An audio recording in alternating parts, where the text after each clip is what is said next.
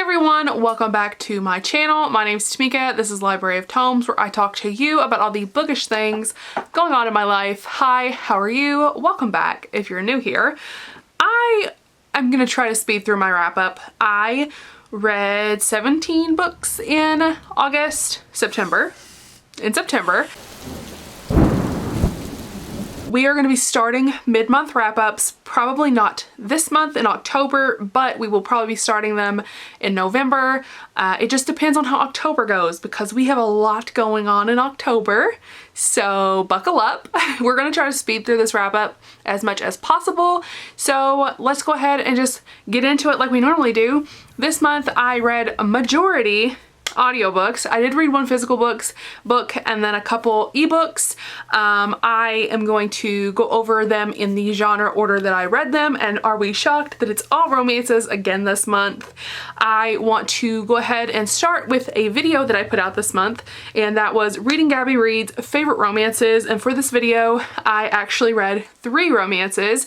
I read The Unhoneymooners, which I gave a 4 out of 5 stars and I absolutely adored. I loved these characters and I loved the story. I really enjoyed the hate to love aspect and the banter between the two characters. I especially really enjoyed the way that the characters came about. I thought it was really cute with how they came from this place of honestly a miscommunication that makes them hate each other, and I absolutely adore watching them like accept their attraction to one another and actually form a relationship. I thought they were very cute and very adorable, and I highly recommend this book to everyone. This is definitely a plus if you want full thoughts on that one.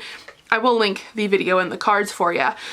Next up we have Eleanor and Gray, which is a new favorite for me. This is a favorite book of 2020. I love this book. This follows Eleanor and Gray, who are childhood sweethearts, and they have a mutual connection over losing a loved one to cancer. So trigger warnings for death of a parent and cancer in this story. So Eleanor actually comes back into Gray's life as a nanny, and she nannies his kids. And again, for full thoughts, I will link the video, but I absolutely loved this story. It was so good, so cute, and I recommend it to everyone. I do think that Gray was a tiny bit too grumpy for my taste there at one point, but he was great. I loved him. And then the last book for that video was actually Get a Life, Chloe Brown, which is a not hate to love, but a dislike to love, and they kind of have a fun relationship just because Chloe has a get a life list because she wants to try to get a life after she has a near-death experience, and she has a chronic illness. They're really cute, and I did have issues with this one. The beginning of it is really slow for me, and then the ending was just not my favorite.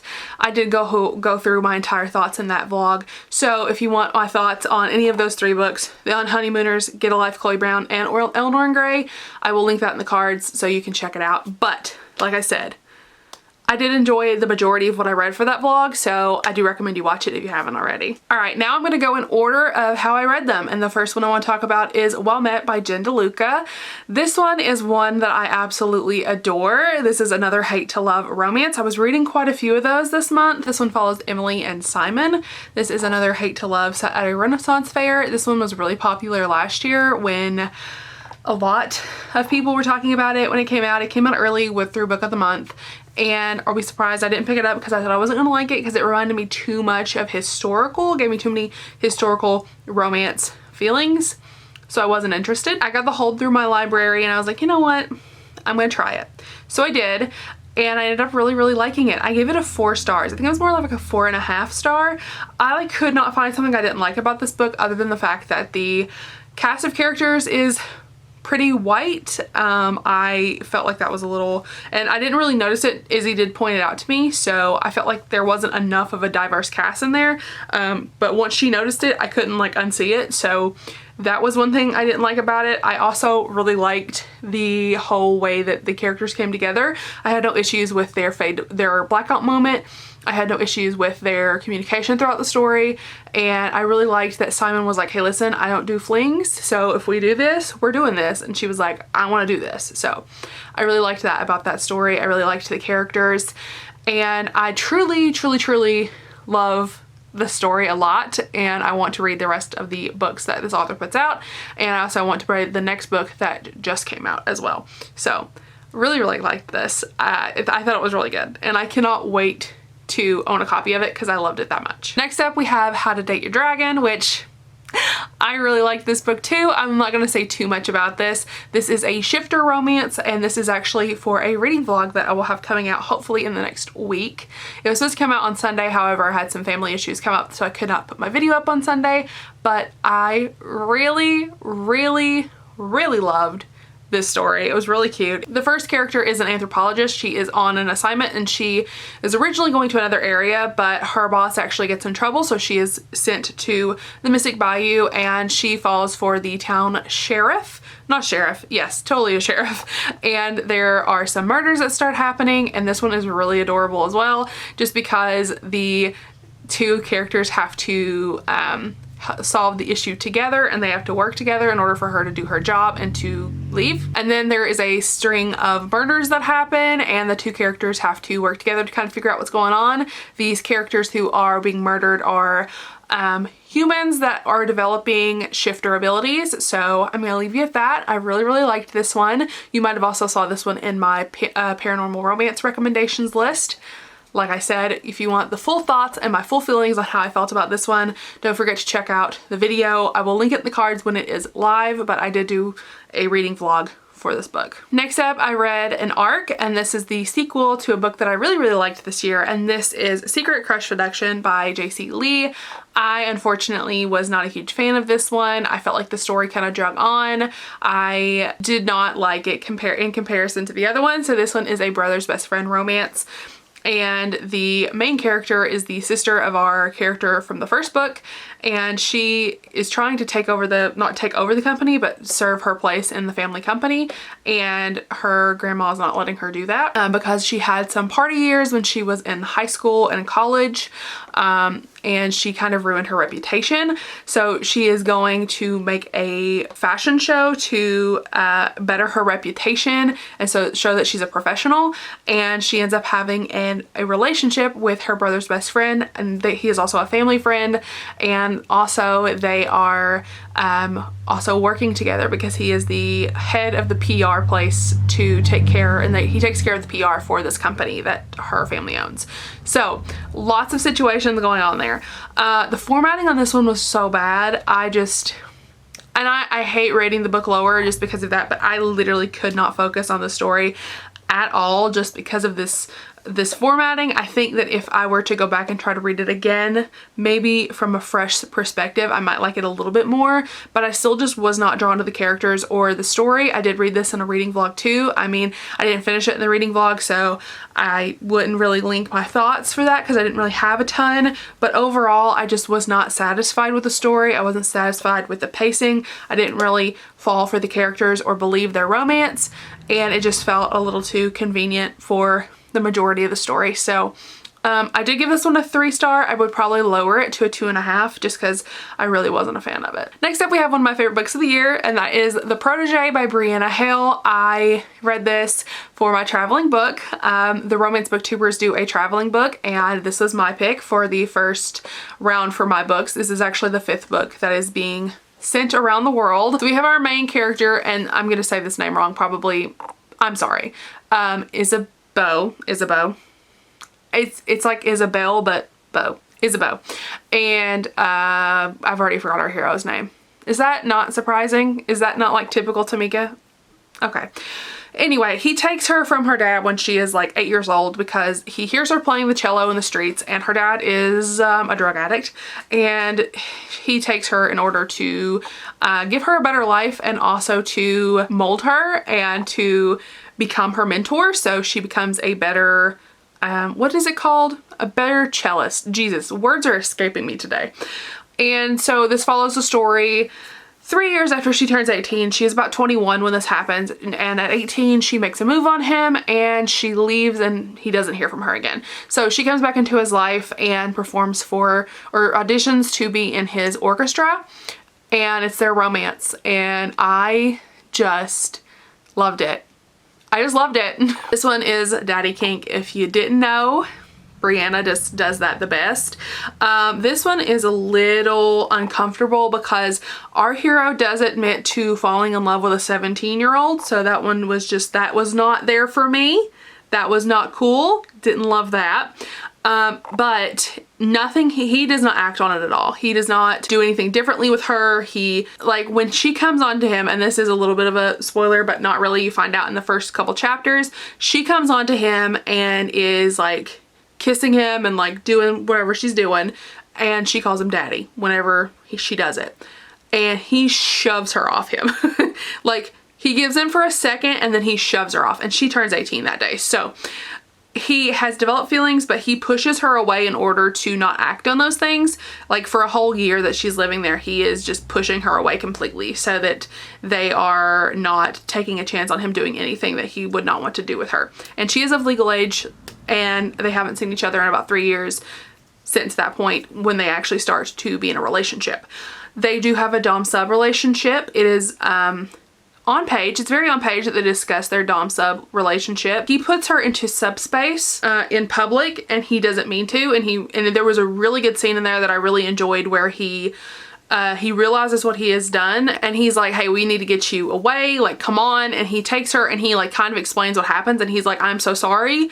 I will never do that again in public because I didn't know that I could do that to you. So it is, I thought that was a really good, I thought that was really good on Brianna Hill's part. I liked that. I really, really liked that.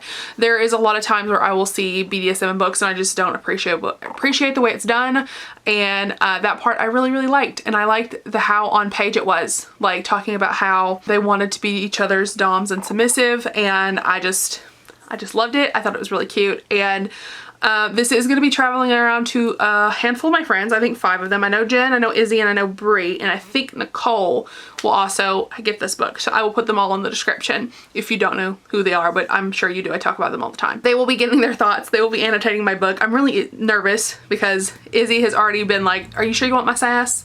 You sure you want my snark? And I'm like, listen, I love your snark, so you put it in my book. One of my favorite books of the year. I'm so happy that I read this. So next one we have Jewel by Beverly Jenkins. I talked about this one pretty in depth as well in a recommendation video where I recommended it for historical romance.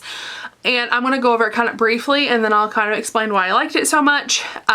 This one I gave a 3.5 star. Not my absolute favorite, but still a really good read, and I still really recommend it. This one is a historical romance set around 2 characters. Both of these characters are Black, and this is written by a Black author. I absolutely loved these 2 characters. Eli and Jewel are beautiful, sweet souls, and I think they deserve the world. They are in a marriage of convenience, and essentially a forced marriage because they don't have really had another option, because essentially Eli has ruined Jewel's reputation. She is a spinster, or she is close to a spinster, and he asked her to go to dinner with him so that a man who's thinking about syndicating his newspaper publication into his chain of newspapers. In order to do that, they have to go to dinner together. I'm pretty sure that I just gave you a fragmented sentence and I have no clue where my thought was. Anyway, they have to go to dinner with him, and the reason for that is because the syndication man, I cannot remember his name at all. I can't remember main characters' names. What am I talking about?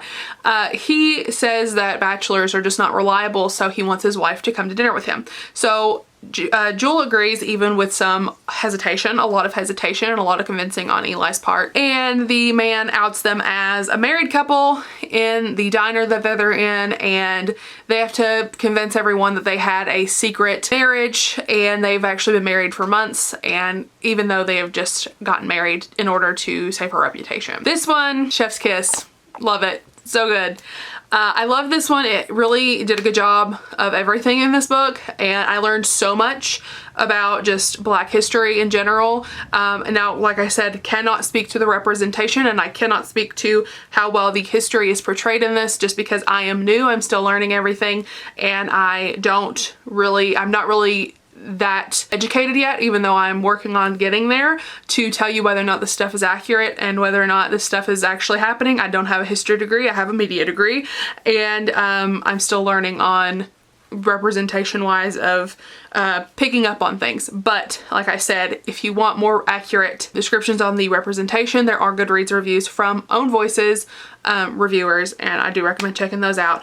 But I just wanted to let you know that I read it and I really, really liked it, and I thought that it was a very good eye-opening story, because this one really did share some light on situations that Black people faced in that time, and also about how there were newspapers dedicated to Black people, and I thought that was really awesome. So I love this story. I can't recommend enough. I absolutely, one of my favorites that I have read set in an American setting, because I know this was setting place in one of the territories. Cannot remember which one, but I did really like that. I read The Wild by Kay Webster. This one is a 2-star read.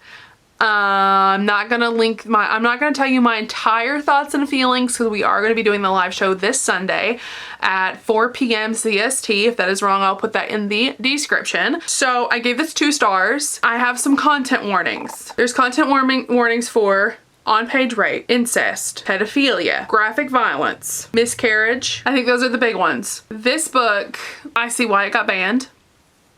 I'm not gonna defend it. I am not going to sit here and say I liked it. I didn't. It follows a girl who is essentially trapped in the wilderness with her father. He raised her since birth, and her mother, they go out into the wilderness. They are trying to start a new life in the Alaskan wilderness. Let me try to get this out here as easily as possible. And there's something that happens where their RV gets trashed. They wreck their RV. It is essentially not usable, and the mother passes away. This is happening in the first 30% of the book, so I'm just giving you some essential backstory here. And the 2 main characters develop a sexual relationship. There is one more content warning that I forgot to mention, and that is between the 2 characters, the hero will spank the heroine until she throws up.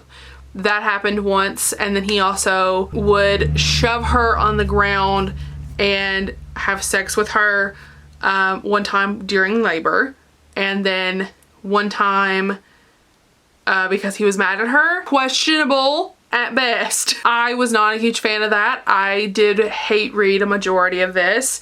I gave it 2 stars because at least Kay Webster kept me reading it.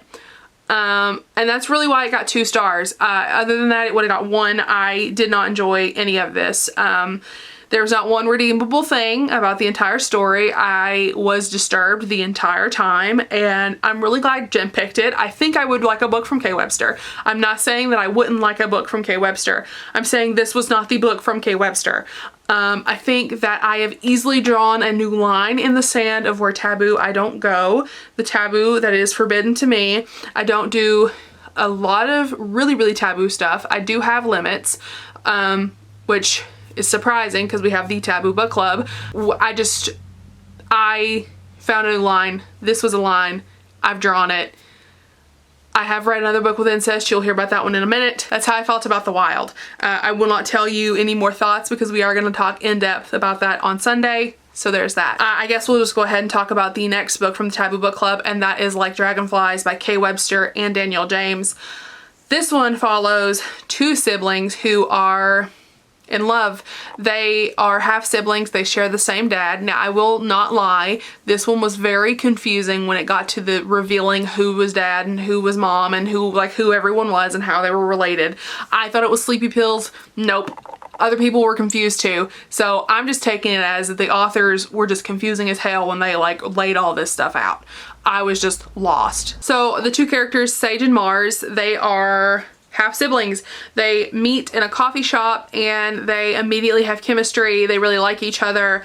They go on a date. They go on another date, and her mom doesn't want her to date him because he is from the wrong side of the tracks. He is a trailer trash kid, essentially. He has been the lower of the totem pole in comparison to Sage. They've kind of lived opposite lives. The rich girl, poor boy trope is what this one is essentially. And they are fooling around in her parents' house, and her mom finds out that she is fooling around with her brother. And it is the most anticlimactic thing I've ever read in my entire life. But also, it is an interesting story to read because, like, the whole time you're reading this, it is just not... Like, you just don't know how these two characters are going to be able to be together. And I'm not going to say I was rooting for them because I knew from the beginning that they were siblings. And I was like, why the hell would they want to be together? They're half siblings.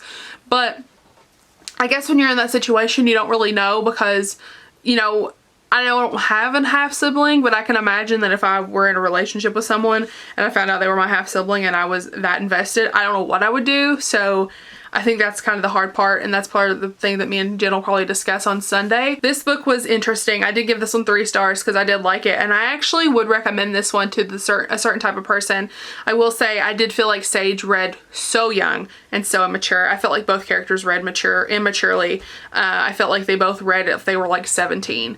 I will also say that I felt like Sage was too not like other girls and too much of that immature feeling of like thinking they know everything but they don't, like thinking they know what they have it all figured out but they don't.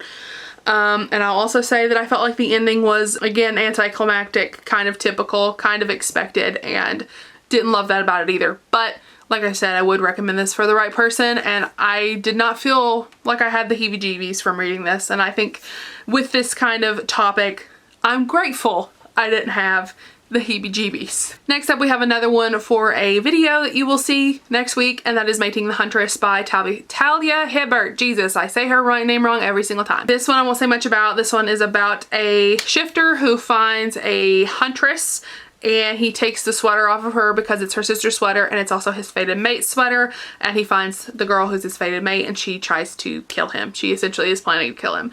It's really cute, it's short, it's fun, and it is adorable, and I do recommend it. I did mention it in my paranormal romance recommendation, so if you want to watch that video, I'll link it in the cards.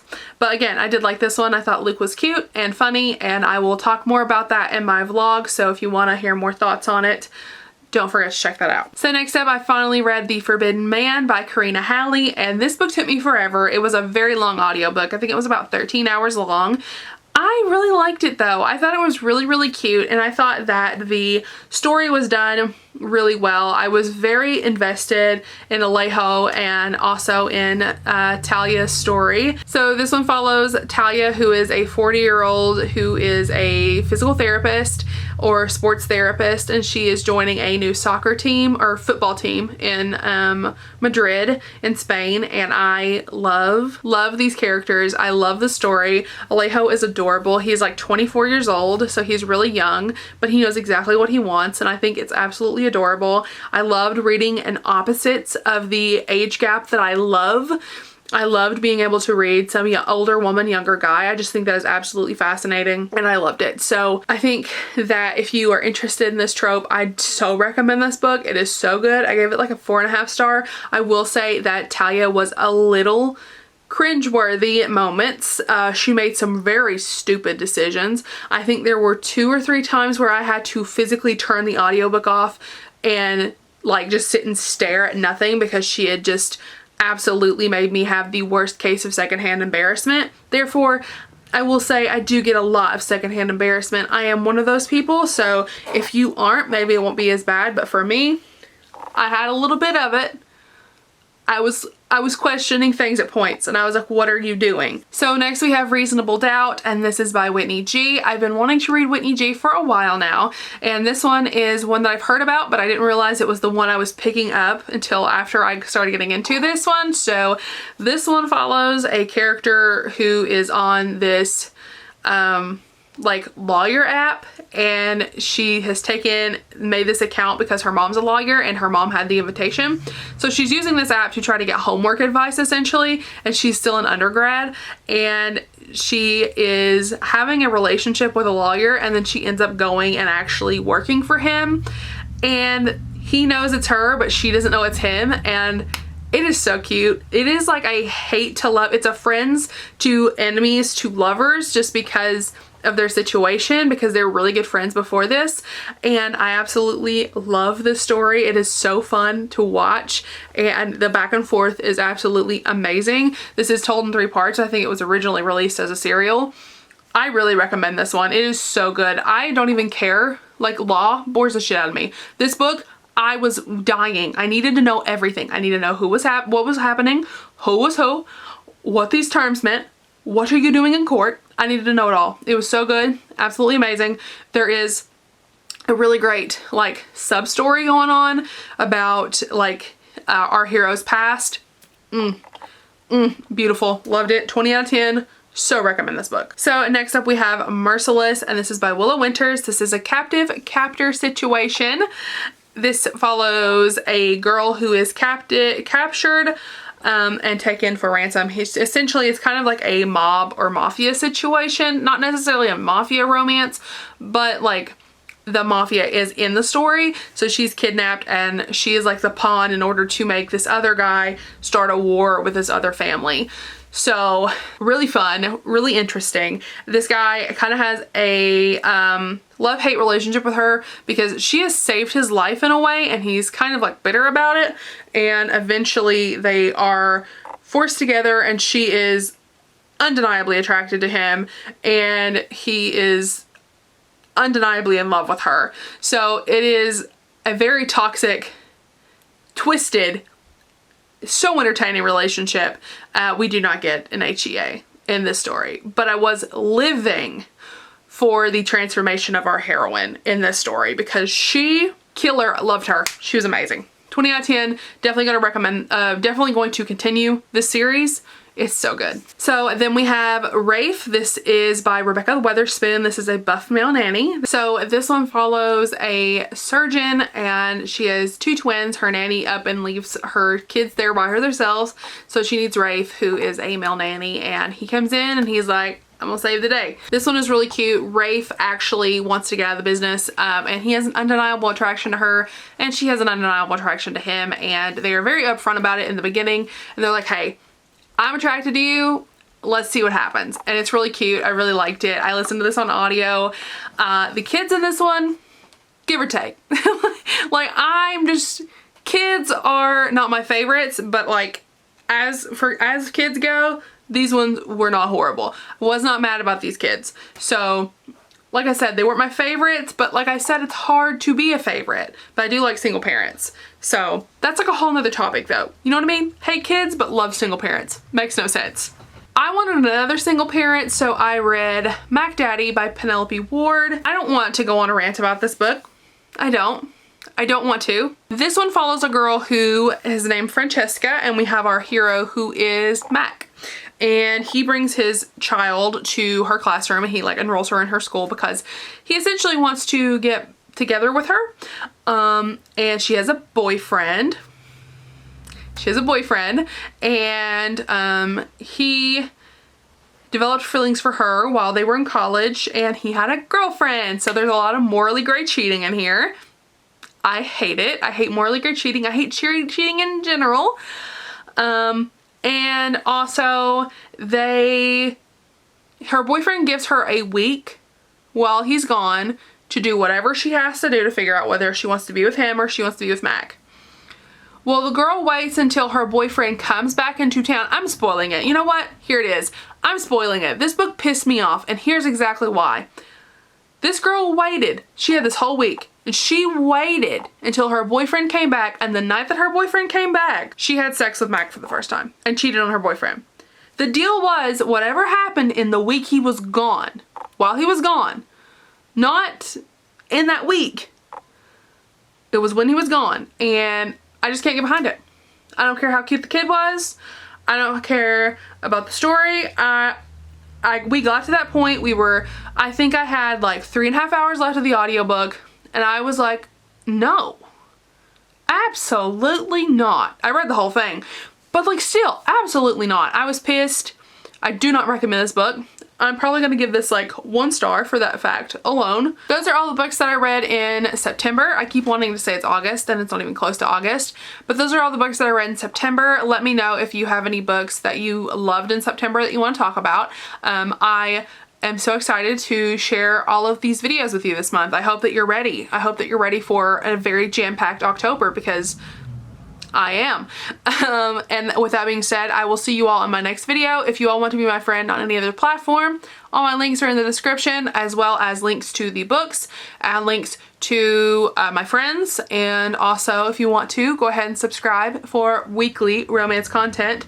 I normally say 2 times a week. However, this month, there's some big months in here, some big weeks. So I'll see you all in the next one. Bye, everyone. Rosie.